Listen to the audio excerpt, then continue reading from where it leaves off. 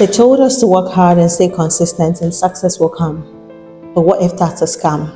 What if the secret to success isn't working hard, but working smarter? Hi guys, I'm Tasha, and today on the podcast episode, I'm going to be taking you guys through the hustle culture lie. All the things you know about the lies that society told us as women and why you need to let go of that today.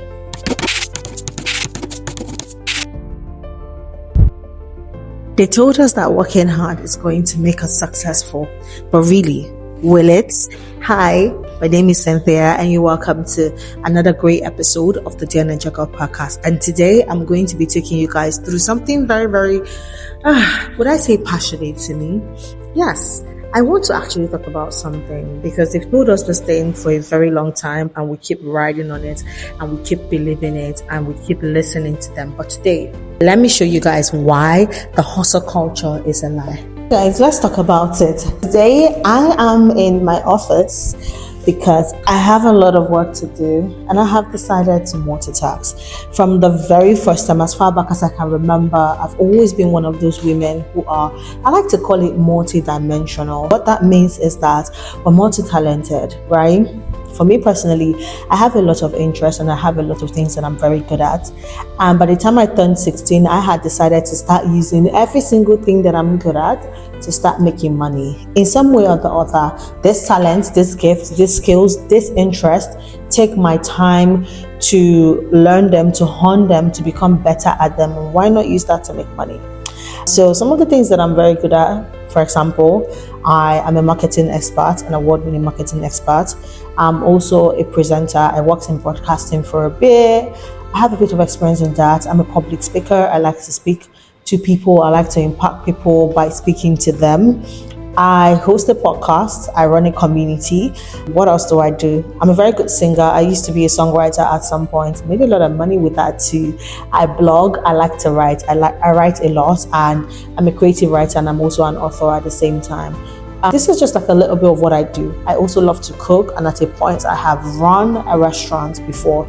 Again, multi-dimensional, multi-talented, and for most of us that turned all these things, all this talent into a skill. We like to believe that we have multiple streams of income, but do we? And should we? These are the questions. Today, we're going to be talking about this hustle culture and why it's glorified, how it's harming us as women, and the smarter way to build success without burning out. Today, you guys need to stick with me and learn a lot. This applies to whether men or women, but my attention is mostly on the women. I'm going to start with the dangers of the hustle culture, right? And I'm going to apply it to me. Do you understand? For as long as I can remember, people were always saying things to me like, oh, Tasha, you can just do it now, work now, and then enjoy later. Just keep working hard. And then you hear this phrase a lot: while you're young, work hard. And then when you're older, enjoy life. But what if later never comes? Right? Have we ever thought of that? What if later never comes? See, the thing is that because women are very talented and we're very skilled in multitasking. Have you ever noticed that women multitask a lot? We're very good at it. Because of that, society encourages us, people encourages us, family encourages us to always have something to do. This is the reason why if you're someone that works a 9 to 5, and people ask you, you see people ask you a lot, like, what's your side hustle? Do you understand? Do you have a business on the side? And when you say things like, I'm just working 9 to 5, I'm just a banker, I'm a marketer, I'm this, I'm that, people tend to look at you with side eye because who the hell are you? Who the heck do you think you are to just have only your 9 to 5 work? Side hustle must be attached, especially in the poverty capital of the world, Nigeria.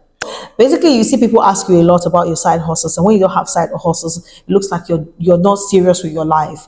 And when you don't work 9 to 5 and you're a business person and you're not running multiple businesses, you're not selling multiple things, you're not doing other things on the side of your entrepreneurship, people look at you like you're very unserious. Let's be honest about it, especially women.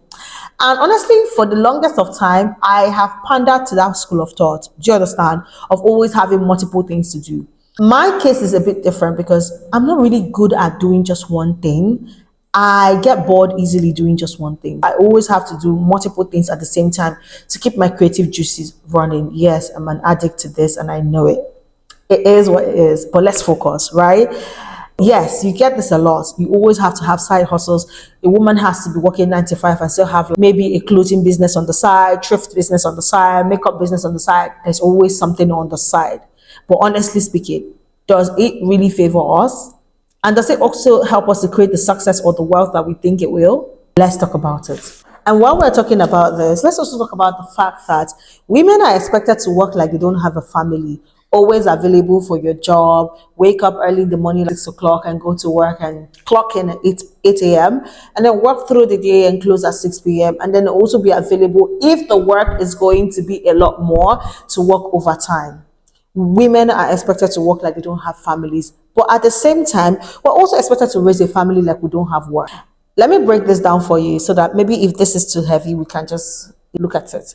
Now, as a woman who has a job where you're expected to work like you don't have a family, you're supposed to have your tax prepared and submitted on time, get to work on time, close at work late, work overtime if necessary, and at the same time still be able to raise the kids, take your kids to school, bring your kids from school, prepare them for the next day of school, cook for your family to eat, and so many other things. How is one person supposed to do all this? But guess what? Because women are very good at multitasking, you will see women that do this. You will see women that do this a lot. But at the same time, it's so crazy because we're conditioned to believe that if we're not constantly grinding, we are lazy or undeserving of successes. I feel like because of this conditioning, where women are conditioned to believe that if you're not constantly on the move, constantly doing something, you're not deserving of success. You're either lazy or you don't put in enough effort to be successful. And I also feel like this is one of the reasons why this is the main thing that fuels our obsession with overworking, with always having multiple things at the same time, multiple streams of income, and at the same time having multiple jobs while also raising families in most cases. And honestly, let's talk about the origin of hustle cultures, right? Let's talk about the origin of hustle culture. We've had women from time immemorial, our great grandmothers, our great great great great grandmothers. At the time when farming was like the major, it was this amazing job description for men, especially when you have a good farm and everything. And you will see mothers give birth to children. In the morning, they have to wake up early to prepare meal for the entire family and have their kids ready to go to the farm. And then they have to go to the farm with their husbands and the children and assist in the farming and also in the disbursement and distribution of the lunches. And then after lunch, just go home. The mothers have to take the harvest to the market to sell them. And then when you're done selling them in the market and you close in the evening, you have to come back home and still start preparing for dinner for your family and also getting ready for the next day. Let's also not forget that you, of course, have to perform your wifely duties. Now, when you look at the origin of hustle culture, you can see that for the longest time, women have always had to work harder to prove themselves.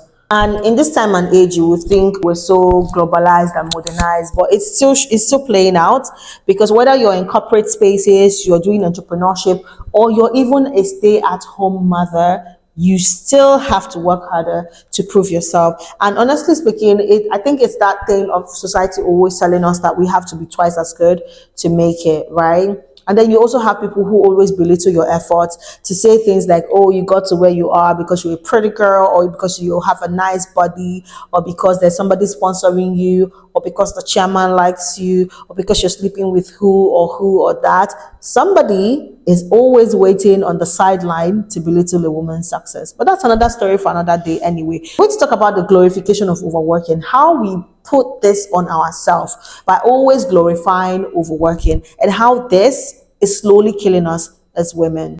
Now, when we talk about the glorification of overworking, you see women wake up at 4 a.m., go to work, take care of their homes, and barely sleep. And these women are praised for being able to juggle it all. Let me use the favorite phrase that we always use for this.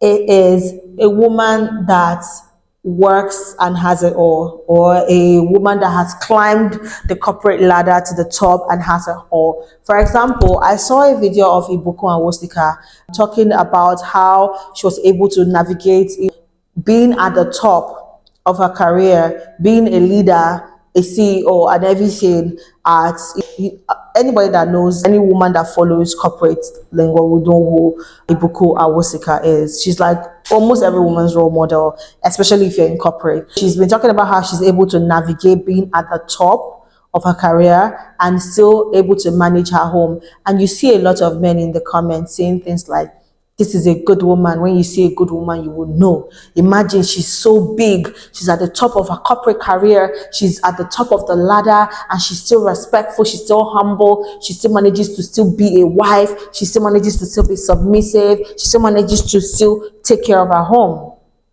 And women like this are praised. And honestly, they have to be praised because it takes a lot of work to be and a lot of sacrifices to yourself to be able to juggle both. But is this really success? Now let's talk about the mental and physical toll that this takes on women.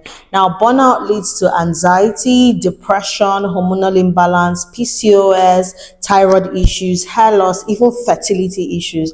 Like, these are things that women are more prone to, right? So you see this like a lot. It affects our mental and physical health. And let me tell you why women are more affected by this. Society expects us to carry both the emotional and the physical burden of running a home while also still chasing our careers. So how do we break free from this, right? Is it really worth it? Because a lot of women sacrifice their youth, their relationship, and their health for successes, only to realize later on that happiness does not come from overworking. It comes from balance. Honestly, any organization that doesn't have work-life balance can miss me with the bullshit. Honestly speaking, when I come into an organization and I see that you guys don't have a work-life balance, I tend to like disappear because I cannot risk my life working for someone and at the same time it's not worth it at all. Honestly, I'm someone that chases the bag. I'm all about my money. I don't even play with my money. My financial autonomy is so important to me. But at the same time, I have to make wiser decisions for my health. My question to you guys now is, have you ever felt guilty for resting? Have you ever felt guilty for resting? And why do we equate rest with laziness? Why do we always equate rest with laziness? These are questions that I would really like answers to. Now I'm going to tell you guys signs that you're overworking yourself, and I need you guys to pay attention to this one because it's so important, right? Now, signs that you're overworking yourself. The first question is, are you truly productive or just constantly exhausted? I need us to actually ask ourselves this because, to be very honest, at what cost? Really, at what cost? Signs that you're always overworking yourself. Number one, you feel tired, but you don't feel accomplished. You're always tired, you wake up exhausted, you go to work, you handle business, you take care of everyone, yet you still feel like you're not doing enough. Two, your health is declining. You have irregular periods, you're always fatigued, weight gain or weight loss, headaches, hormonal issues, stress is affecting your body, and it's literally like a blaring red sign telling you that please pack it up, I'm tired, and you need to start listening to your body. Right now, number three, you always feel guilty when you're taking breaks. Why are you feeling guilty for taking breaks? The moment you relax, you feel like you should be doing something more productive, or even when you're watching a movie, you're always guilty. Now, this one, I'm definitely guilty of it. I don't know if anyone else is guilty of this one. When I'm resting or when I'm trying to relax,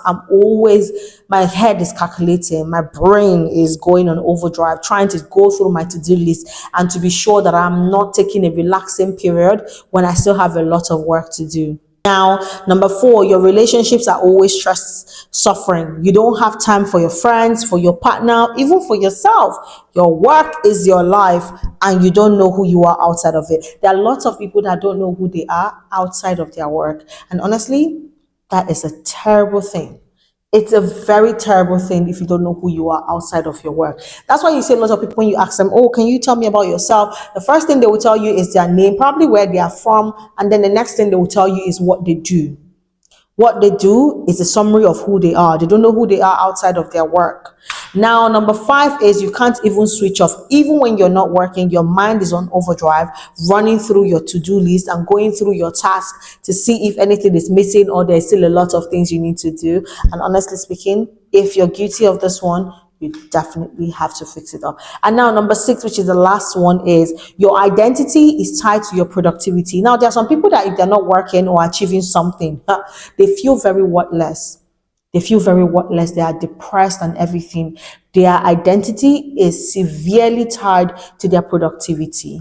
Now, I want to ask you guys and say, if you are experiencing three of this, at least three of these things, you are overworking. Now, I want you guys to tell me in the comments which three out of the six things that I just shared are you guilty of? I definitely know the three I'm guilty of, but I can't wait to read yours. Now, let me tell you how to build wealth without burning out. And I'm sure this one is the one you've all been waiting for. Now, this one is a smart woman's guide to success. And I'm going to share with you guys a smart woman's guide to success, because what if working less could actually make you more successful? I'm going to tell you guys how to achieve this and how to be more successful without overworking yourself. Number one, you have to shift from hard work to smart work. Now, instead of working more hours, how about you focus more on high impact activities? Now, things that you could do that could achieve more for you without you doing too much. I'm going to give you an example. Now, instead of working extra hours for a promotion, how about you develop a new skill that could pay you more? I'll give you an example. When I started my career, I was an admin. I used to be an administrative manager, and I hated this job. Like, I hated this job, because I had a lot of accountings and calculation, and I don't really like all that. But at the same time, I did not see room for growth in my department, and I really wanted a promotion. What did I do? I went out and I got additional skills. I learned content strategy and content development. Now, this was in the era where content was not really popular, right? Content has not started becoming a buzz. Content was not king. In fact, content was even the person that used to fund the king. But I knew that I needed to take a skill in a new niche that wasn't popular but had the potential of becoming popular, right? And guess what? This was when I was working in an advertising agency. Within a month of getting that skills, they heavily needed somebody that had that skills. What was the first thing I did? I supplied my certificates for these courses that I took to learn these skills. I think I took about 3 months to learn both of them. And then I was given a new role that no one else had in the department. I was also given a 3 times higher pay than what I was currently earning. And this was like a heavy promotion for me, right? And from then onwards, the sky was beyond my limit. So this is something that you could apply, and this is something that you could also do for yourself. Another thing is to also ask yourself, is what I'm doing making me more money, improving my skills, or just keeping me busy? Because there's a difference between you keeping busy, improving your skills at a job, or actually making money at your work. Number two, something else you could do to be more successful is leverage the system and not just effort, right? You have to start leveraging systems and not just putting in effort. Now, a successful woman does not just work harder, they work smarter. An example of this is if you run a business, something you could do is to automate some tasks. Example, email responses, order processing, etc., etc. Automate it. Now, for me personally, I work a 9 to 5 sometimes. I run a business sometimes. What I do to make my life easier is automate tasks, like I just mentioned, and also outsourcing. You need to know when it is time to outsource as a 9 to 5er or as a business person. Always outsource when necessary. An example, let me just dash you guys this one. For me personally, when it comes to outsourcing, I use Killer Works to outsource. Now, things I outsource, for example, is my customer service. I outsource that to Killer Works to handle. I either pay them weekly or I pay them monthly. I also outsource my social media management. I outsource that to my team members to handle. I also outsource my travel management and things like that, right? There's a lot you can do as a 9 to 5 that is busy, or as a business person, outsource or automate. These two can really help you. Now, if you're a 9 to 5er, something you can do that can leverage the system is for you to create routines that would save you time. Routines is a 9 to 5 secret weapon that a lot of people don't know. Example, meal prepping. When you meal prep, when you come back from work, you don't have to cook. You just go to your fridge and pick up a meal. And guess what? Also creating this routine can also save you a lot of cost. Also setting weekly goals for yourself, things that you have to reach, can also help you to mark out tasks. It helps you to be more productive in dealing with your task. And also batch tasking. When you're batching your task, it will help you to be more productive and more effective. Another thing you can do is number three. Number three is multiple streams of income equals what? More freedom. I understand that the reason why we have multiple jobs or multiple side hustles is for us to increase our income and at the same time increase our freedom, right? But guess what? Instead of taking on extra work that is going to drain you, find ways to make passive income. Now, passive income will earn you more and save you all the stress of overworking yourself. Example, investing your money, creating digital products, freelancing, all those things can make you money while you're sleeping. And you really need to think about this. Now, I'm going to tell you the fourth one. Now, this fourth one is very important to me. It's very important to me because a lot of women need to know this particular one. Learn the power of saying no. N-O, no. No is a complete sentence, and no does not need an explanation. N-O, no. Because guess what? Women are taught to be people pleasers. And because of this, we're always saying yes to extra work, yes to extra labor, yes to extra family obligation, yes to emotional labor. It's too much. Learn to say no, because guess what? Every yes you say to unnecessary work is a no to your peace. And I'm going to say that again. Every yes you say to unnecessary work is a no to your peace. And you need to learn this, sister.